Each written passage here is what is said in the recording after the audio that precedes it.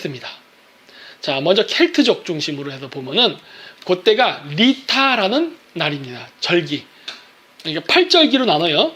저렇게 1년을 8등분을 하는 거는 이슬람도 합니다. 그러면 켈트족이 이슬람이야? 천만에 만만해. 1년의 절기를 8등분을 하는 것은 천문학에서 유래된 겁니다. 그래서 우리 대한제국, 고종이 황제가 대한제국을 건국한 다음에 우리는 독립국이다. 즉 중국으로부터의 독립국이라는 걸 선포하고서 원구단을 만들고서 천제를 지내잖아요. 고려시대 이후에 끊겼던 천제를 다시 부활하지 않습니까? 그래서 지금 거기가 원구단이 지금도 남아있는데 그 원구단 자체가 팔각이에요. 예. 그 많은 천제단은요 팔각형을 이루고 있습니다. 팔각형. 그래서 이 팔각이 되는데 이 팔각으로 나누는 건 천문하고 관련이 깊어요. 근데 6.25가 리타라고 돼서 6월 21일에서 22일, 뭐 6월 25일이라고 해도 돼요. 요때쯤입니다. 요때쯤. 그래서 켈트족들은 이거를 뭐라고 보고 있냐면은 이 세상을 음과 양으로 바라봐요. 어둠의 제왕, 빛의 제왕이라고 해서 보는데 이 리타라는 거는 낮의 길이가 가장 최절정에 달한 다음에 그 다음부터 낮이 점점 짧아지는 시기로 넘어갑니다. 그래서 낮의 세계, 낮의 영역을 지배하는 오크왕의 시대가 지나고 밤의 영역을 지배하는 홀리킹이면 뭐야? 성스러운 왕이 지배하는 세계로 세상이 변환된다라는 분기점 변화를 나타낼 때 쓰입니다. 즉 1년 절기에 딱 절반이 지나서 새로운 시대로 넘어가는 절기예요. 지금 아닙니까? 새천년. 드디어 물고기 자리가 시대가 끝나고 물병 자리의 시대가 넘어가는 새로운 주기로 딱 진입하는 그 시점. 이건 이제 대주기, 그레이트 사이클에서 그런 거, 이건 소주기, 1년 365일. 마찬가지로 해서 6월 25일이라는 게 바로 그런 상징적 의미를 가져요. 새로운 시대의 시작이에요. 그렇게 해서 그 부분을 나타내는데, 그래서 이게 점성학적으로 미국과 소련, 즉 냉전 시대를 나누는 그러한 분수령이 된 게 아닌가 싶어요. 그러한 철학적 의미를 담아서. 그리고 유대교의 풍습, 타무즈라고 합니다. 타무즈. 타무즈라는 축제가 있는데 여기 안 나오는구나. 자, 이 타무즈라는 유대 절기가 바로 저 절기에 해당해요. 저 절기에 해당하고 저기 보면 황금소가 나오죠. 저기 뭘 것 같아요? 뻔하지. 모세. 모세가 시나이 산에서 십계명을 가지고 내려올 때 밑에 이스라엘 사람들이 뭐를 가지고 숭배했다? 황금소. 예, 그래서 유대인들의 축제인 타무즈의 축제는 원래 바빌로니아에서 했던 축제입니다. 고대 바빌로니아. 그래서 고대 바빌로니아의 다무즈라고 했어요. 뭐 발음 비슷해요. 다무즈나 타무즈나. 그 축제를 유태인들이 받아서 지금 유대교에서 쓰고 있습니다. 그러니까 유대교조차도 그 이전 종교의 영향을 받는다는 게 이런 게서 나와요. 여기서 나오는 게 황금소, 골든 칼프. 근데 이런 거를 보면 이제 그런 노래가 생각나죠. 기름은 기차, 기차는 빨러, 빠르면 비행기, 비행기는 높아, 이런 거 있잖아요. 그런 것처럼 이런 게 이제 의식이, 흐름이 이렇게 쭉 연결이 되게 되는데, 이러한 일련의 것들을 보다 보면 황금소라는 메시지가 떠요. 그래서 황금소? 황금소가 뭘까요? 황금소는 실버 게이트입니다. 지구를 중심으로 봤을 때, 이건 천동소를 얘기하는 게 아닙니다. 지구를 중심으로 우리가 밤하늘의 별자리를 관측할 때 태양과 지구와 황도 12궁의 별자리가 일직선에서 12번 나타납니다. 이게 황도 12궁이에요. 그러니까 지구에서 태양을 봤을 때 태양이 우주에 떠 있는 별들과 이렇게 연결돼서 움직이는 것처럼 보여요. 그래서 태양이 지나가는 길을 황도라고 하는데 그 태양이 지나는 길, 즉 황도에는 12개의 별자리가 존재합니다. 태양은 한 달에 약 1개의 별자리를 지나요.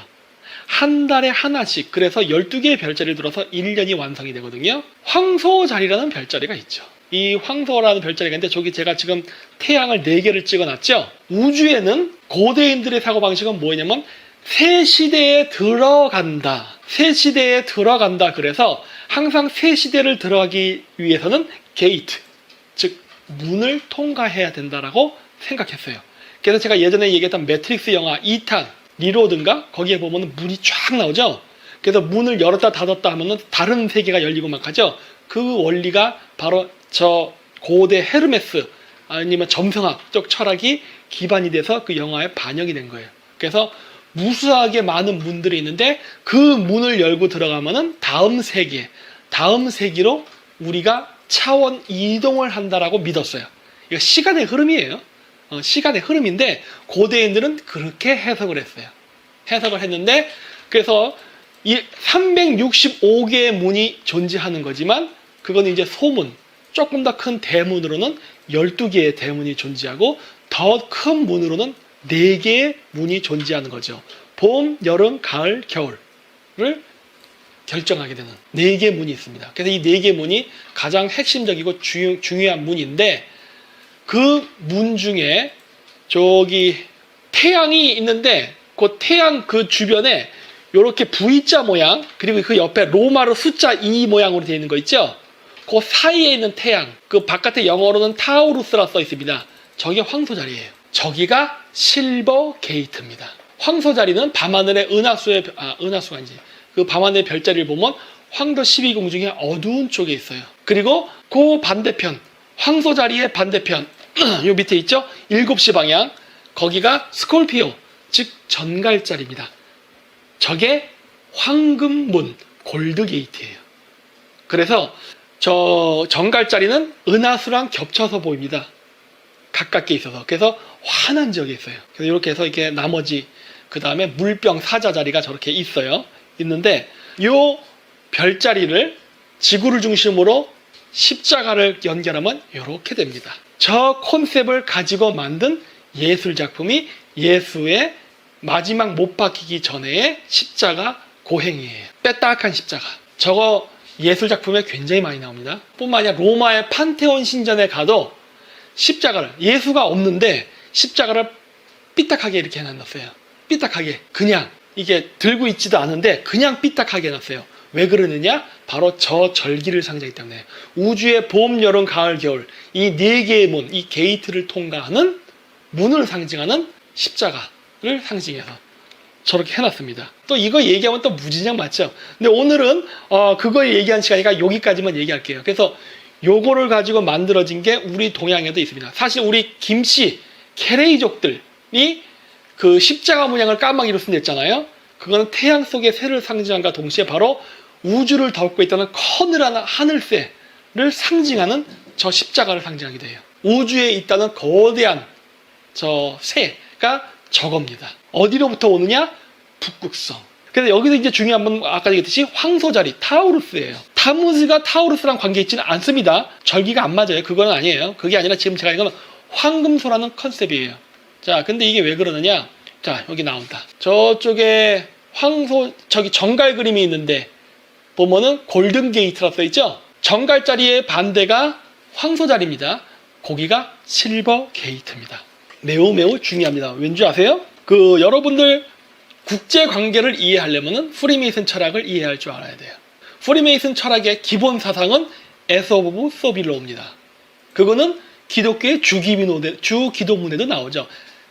하늘의 뜻을 이 땅에 이루게 하리라. 뭐 그런 내용이에요. 그리고 주기도문에 그거 나오는데 여러분 아마 교회 다니시는 분들은 그거 아실 거야.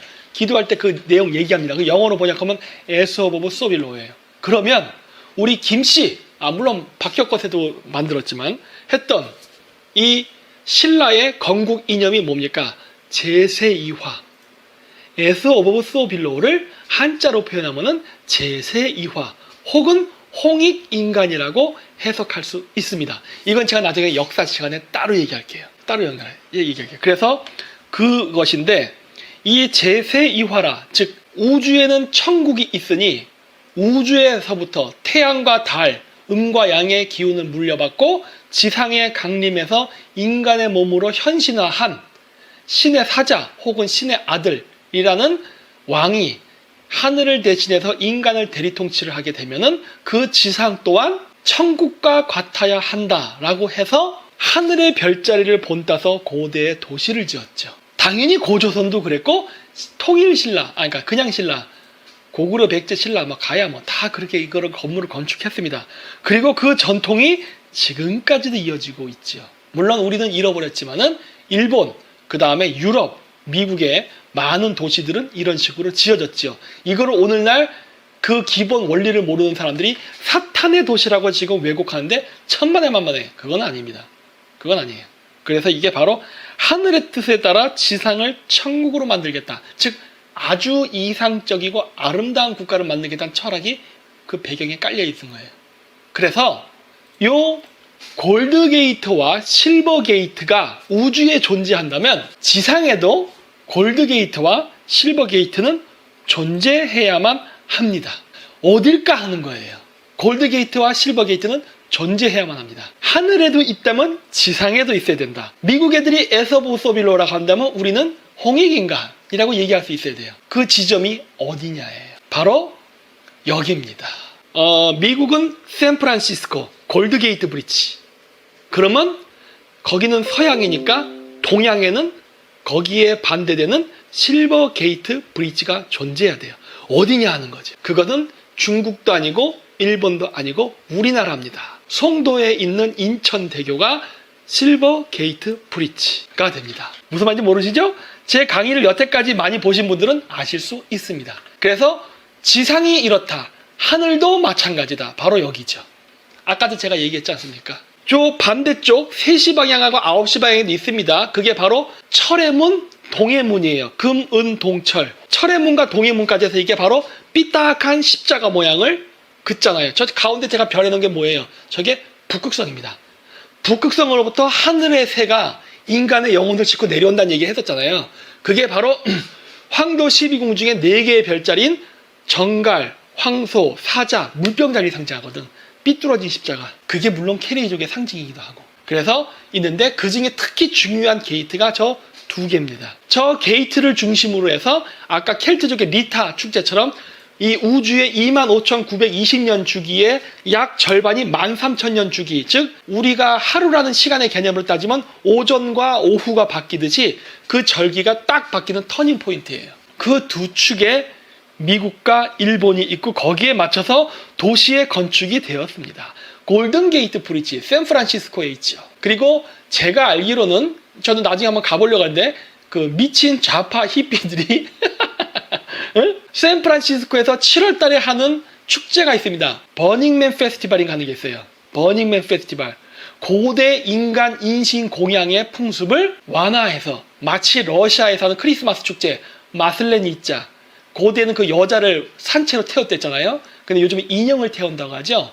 그래서 그러한 개념으로서 버닝맨, 타오르는 사람. 그래서 나무로 사람 모양의 그 부조물을 만들어 놓고 있다가 저게 7월 아마 하지 때 할 거예요. 7월 21일인가 7월 25일 날인가.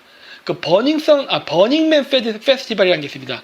이렇게 태우는 축제를 지금도 해요. 고대 인신 공양의 풍습이에요. 그게 이제 순화돼서 사람을 태우는 게 아니라 이렇게 그 인형을 태우는 풍습으로 변했어요. 샌프란시스코가 있고 그 다음에 이렇게 인천대교가 있습니다.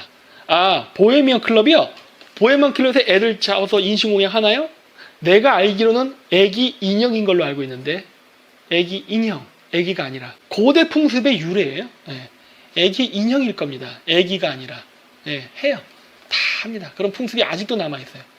자, 그리고 인천대교. 우리의 또 도요타 다이주가 나오죠. 김대중 대통령 때 그 계획이 만들어졌습니다. 영국에서 만든 걸로 알고 있어요. 이 기술. 예. 그래서 색깔이 하얗습니다. 빨강 태양, 하양 달, 골드 게이트, 실버 게이트. 자, 돼 있고.